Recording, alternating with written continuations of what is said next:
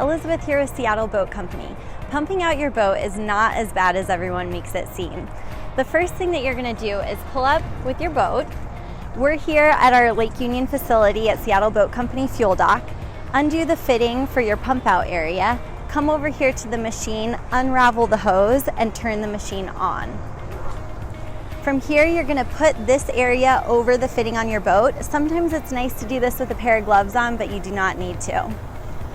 Once the fitting is over the cap on your boat, you will open the valve and you will start to see the waste go through the hose in this clear section of the hose.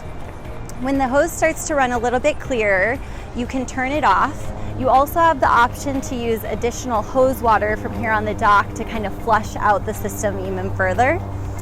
Once everything is running nice and clear, you're all done and you can turn the machine off and put it away.